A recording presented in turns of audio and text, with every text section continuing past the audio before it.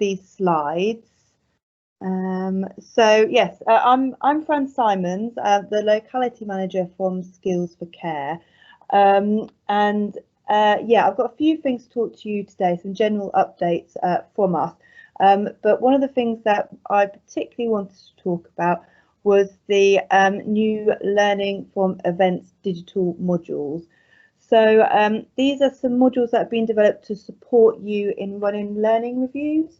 As lots of you are probably aware, learning reviews are an opportunity to bring together a full team to explore an adverse event or a near miss, or you could use them actually to explore a positive event or something that's happened. But it's an approach that's been used a long time in healthcare settings and social care settings, and there's a number of different frameworks that exist. And they aim to take a holistic view from everyone's perspective of a particular event, and that will enable an action plan to be identified, which can look at what actions need to be taken at a systematic or organisational wide level to make improvements. Critically, the outcome should be positive. It aims to enable individuals and teams to feel supported and enabled to make the proposed changes to improve the quality and safety of care. So as part of the Department of Health and Social Care's winter plan, they asked us to develop this digital module for managers and leaders in all care settings. And they're really keen for as many of you as possible to complete these modules. And in fact, the modules are available free of charge, but you can access £100 workforce development funding towards completion. And that's towards your time to complete them. So there really is an incentive to do it. They take about 35 minutes, and they cover what learning reviews are and why they're needed, how managers can move from completing reviews at individual level to involving the wider team. They'll support you to develop skills and confidence to carry out the reviews effectively within your care settings, and they've got a number of practical tips for embedding learning reviews into your work environments. So, and I've included a link for how you can access the reviews. They're on our new learning environment. So yeah, it's definitely worth having a look at. What they are structured around is a model that's we call PACE.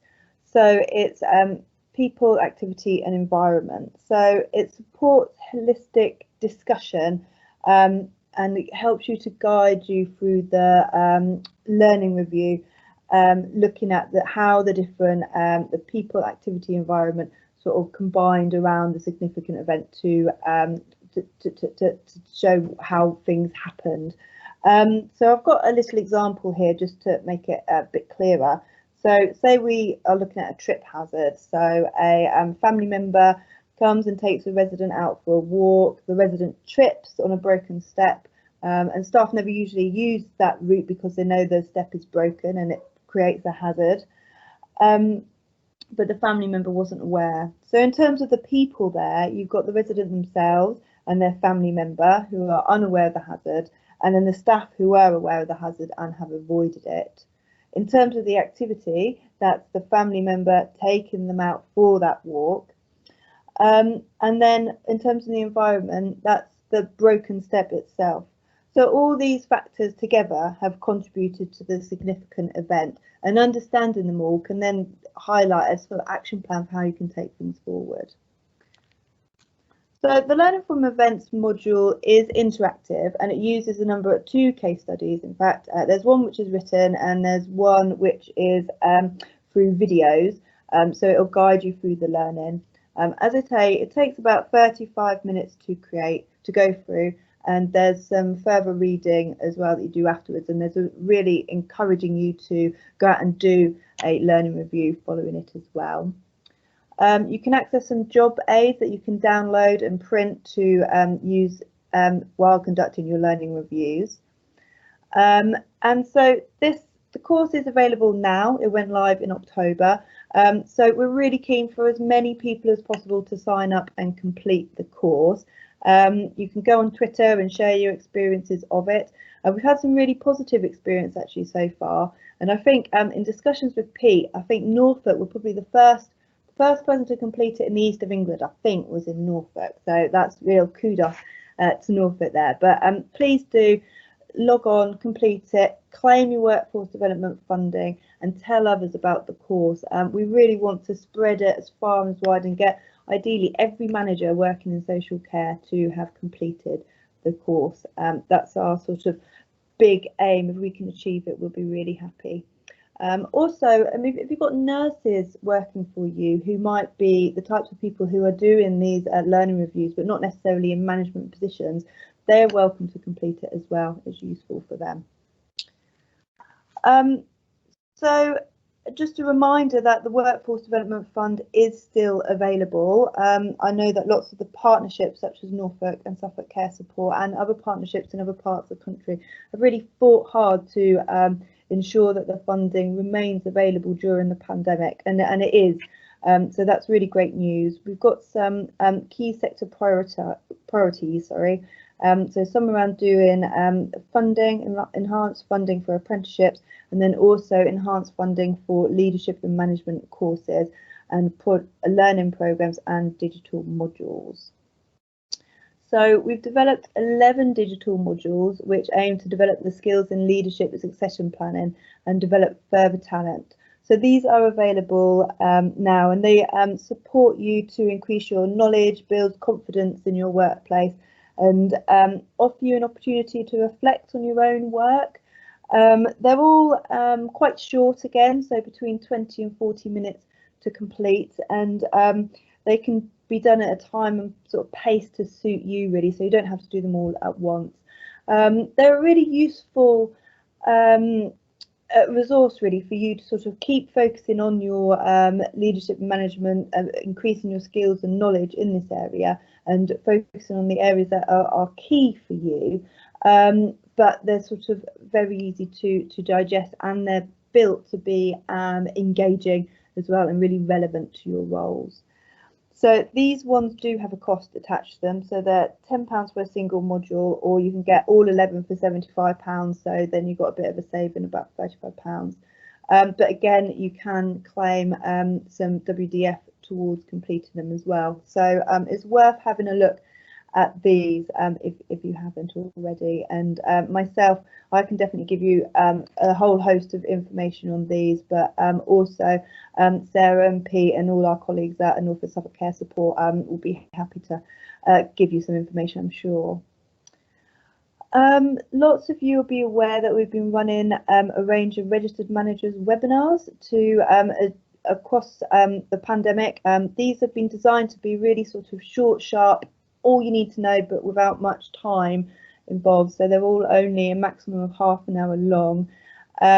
We've been doing them since like April time, so that we've amassed quite a few now, and they're on a whole load of different topics, and they're all available to watch on our website, so you can sort of go back to them when you want. We're still doing them, so you can also sign up to listen to them live if you want to. You can access them through our website. We've got some new ones, so there's a new one around focusing on new managers, and that's sort of identifying the resources and help that Skills for Care can offer to a new manager, and where to find things on our website, that type of thing. There's another one around contingency planning, and then we recently did two about well-being, and I was involved in these actually, and there's one which is focused on how to support your own well-being and focus on yourself, and then also how you focus on your team's well-being and sort of leading for well-being. So do go and check them out. They're really useful, and it's useful to have that sort of half an hour time just focusing on a particular topic. We're still putting them out, as I say. Our next one is going to be this Thursday, which is focusing on having difficult conversations. This we're joined by ACAS to look at sort of guidance around preparing for and conducting these sort of difficult conversations in a positive and supportive manner. If you want to join in live, there's a registration link there, but again, it will be available on our website afterwards. We've been doing some research around how we can support the diverse workforce, so how we can learn more about our sort of non-white colleagues or social care workers from the BAME, Black and ethnic minority ethnic background during COVID. So that work's still ongoing. We've produced some webinars to look at this, and those all feature a non-white panel of leaders, and it's facilitated by Sophie Chester-Glynn from Manor Community Care Home. So there's a whole suite of webinars that are available there that you can have a look through that link. The wellbeing one is particularly good. I've been into wellbeing recently, so yeah, that one's worth a watch. And there's more coming, so do watch this space. I mean, it's an area that we're really keen to focus on at Skills for Care and sort of drive work in this area. So yeah, watch this space for more in this area. We've got a new webinar around getting tech to support people. So this is how social care can support autistic people and people with a learning disability to make choices about using technology. This is kind of a bit more like a seminar. So it's on the 3rd of December and it's an hour and a half. I'm not sure if this is going to be recorded and then available to watch. I think this might be a sort of register and take part on the day type thing. So that's happening, so please do register if that's something you'd be interested in. Also, we are sort of going to be we're putting out a new podcast called The Care Exchange. So that's some of my colleagues which are going to look at sort of celebrating the role of registered managers in social care. We're aiming to bring it out monthly, and it will be sort of an episode of about half an hour, 40 minutes. There's quite a lot of other podcasts out there which for our sector. So I know CQC have got one. There's one around good and outstanding care, which has been out for a while. I can't remember the name of the lady who runs it, but there's some, if podcasts are your thing, then there's some really useful ones out there to listen to. I'm a bit of a podcast nerd, so I quite like them. So if any of you have any good podcast sort of recommendations, please do let me know. I'll be really eager to hear about them. With the Care Exchange as well, if any of you are interested in being part of it and being on it, I know that we're always going to be looking for registered managers to sort of share their story. So please do get in touch. We've also developed some bite-sized resources to support our webinars. So these are kind of like real slimmed down versions of our previous resources. We're just really aware that people are so busy at the moment that you need things to be bite-sized and small and easy to access and easy to sort of take things out. So there really are selections of tips and checklists and sort of toolkits, really hopefully useful things that you need at the moment. So there's a new one that's just come out around contingency planning, got one on time management, effective supervision, effective delegation and succession planning. So yeah, please do have a look for those and hopefully they'll be useful for you. Now the CQC Transitional Monitoring. So excuse me, some of you might have heard about this, but the CQC have introduced new transitional monitoring approach.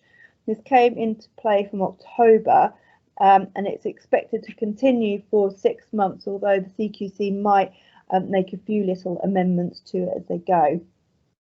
So they're going to be prioritising services to commence this process, and they're going to probably include providers who haven't had their first inspection yet, services that might be well overdue an inspection, or services that are deemed high risk due to other factors.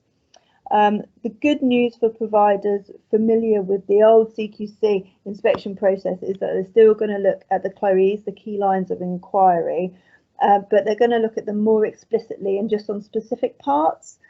So they're primarily going to look at safe and well led, but the inspector might talk about other areas.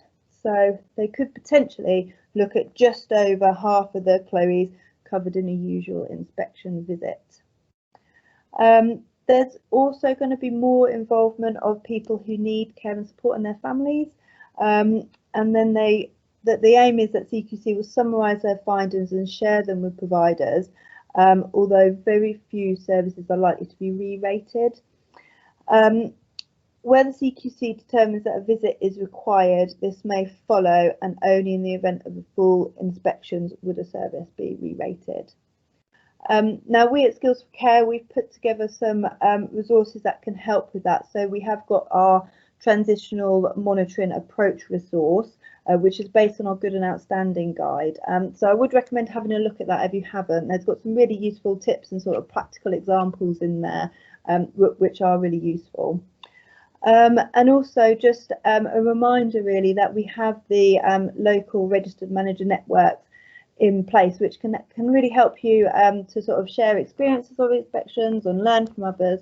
In Norfolk, you've got the Skills for Care registered manager network is based in Durham, and our next meeting on the 10th of December.